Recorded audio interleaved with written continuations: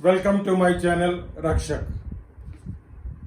मैंने पिछले 2-3 दिनों में लगभग 2-3 स्टूडेंट से बातचीत की है और उनसे पूछताछ के पश्चात यह मुझे ज्ञान हुआ है कि फिजिक्स उनके लिए एक चुनौतीपूर्ण सब्जेक्ट है, क्योंकि 3 में से 2 स्टूडेंट्स आर्ट्स के हैं। इस विषय को ध्यान में रखते हुए मैंने ये पहली वीडियो भौतिकी सब्जेक्ट फिजिक्स पर बनाई है। इसका टाइटल है आर्ट्स के स्टूडेंट्स के लिए फिजिक्स इजी तरीके से पढ़ाना, यानी physics made easy for humanities students. तो जेंटलमैन, सबसे पहले हम जानना चाहेंगे कि हमारा इलेक्ट्रोमैग्नेटिक स्पेक्ट्रम क्या है। इलेक्ट्रोमैग्नेटिक स्पेक्ट्रम में हम शुरू करते हैं gamma rays, X rays, ultraviolet rays. Gamma rays, X rays, ultraviolet rays ये हमें दिखाई नहीं देती हैं। उसके पश्चात अब आप देखेंगे कि किस प्रकार से एक व्हाइट लाइट को प्रिज्म के बीच में से निकालते हैं और वो स्कैटर होती हुई 7 रंगों में बट जाती है। यह आमतौर पे आपने अपनी 9वीं-10वीं की कक्षा में पढ़ा होगा। इसको हम इंद्रधनुष के नाम से भी जानते हैं और इसको विबग्योर के नाम से भी जानते हैं।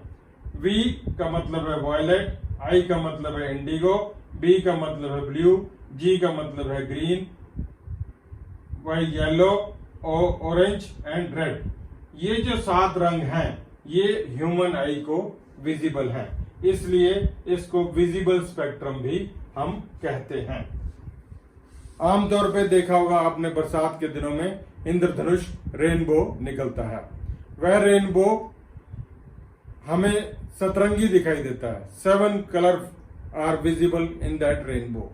Why these 7 colours are visible? Because the air particles which remain suspended in the atmosphere, white light has to pass through those suspended air particles and it gets split up into 7 colors. Therefore, these 7 colors are visible to us as rainbow. अभी हम ये देखेंगे कि red से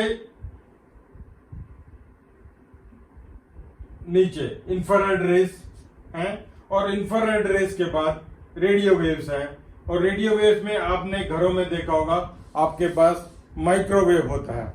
microwave में भी radio waves का एक सब सेक्शन काम करता है। अब हम जानना चाहेंगे कि इनकी फ्रीक्वेंसी कितनी है। आप देखेंगे कि ये गामा रेस, एक्स रेस और जब की फ्रीक्वेंसी 1 से 400 नैनोमीटर तक है। 1 नैनोमीटर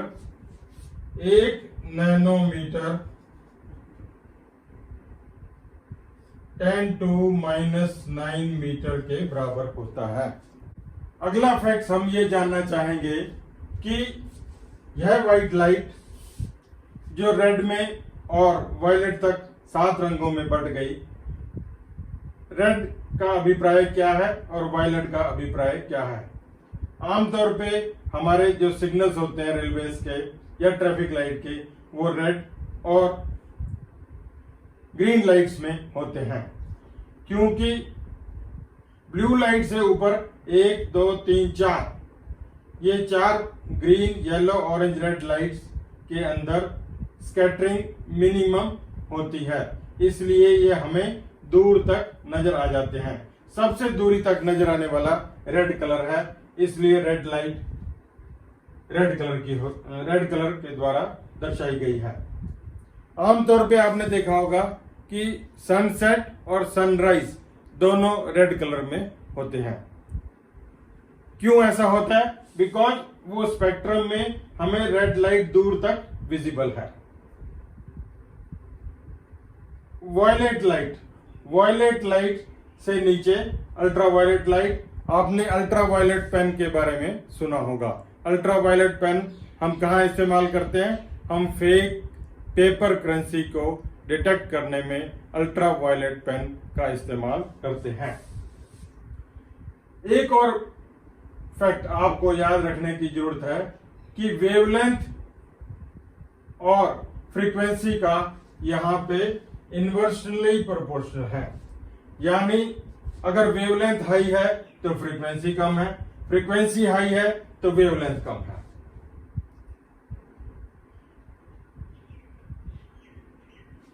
इस बात को ध्यान में रखते हुए फिर से मैं बताना चाहूंगा कि वेवलेंथ और फ्रीक्वेंसी का इन्वर्सल प्रोपोर्शन रिलेशन है। अब हम जानना चाहेंगे कि अल्ट्रावायलेट रेज हमारे किस किस काम में आती हैं। अल्ट्रावायलेट पेन के द्वारा हम फेक करेंसी को डिटेक्ट करते हैं। इसके अलावा जो अल्ट्रावायलेट रेस है वो हमारा विटामिन डी एब्जॉर्ब करने में सनलाइट के द्वारा मदद देती हैं, जिससे कैल्शियम और मैग्नीशियम एब्जॉर्ब होता है और बॉडी का स्केलेटन मजबूत होता है। क्या हम अल्ट्रावायलेट रेस को देख सकते हैं?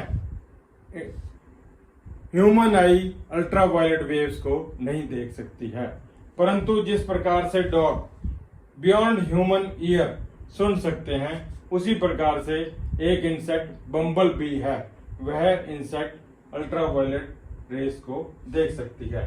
अब हम बात करेंगे इंफ्रारेड रेस की। इंफ्रारेड रेस एक प्रकार से गर्मी है, हीट है। Thermal इमेजर्स, optical fibres, security system, आपका रिमोट कंट्रोल टीवी का, ये सब इंफ्रारेड्स के द्वारा यूज किए जाते हैं। Alpha rays, beta rays, gamma rays, nuclear fission, nuclear fusion, radioactivity, इसके बारे में हम अगली वीडियो में आपसे बातचीत करेंगे। Please like, share and subscribe my channel रक्षक। जय हिंद, थैंक यू।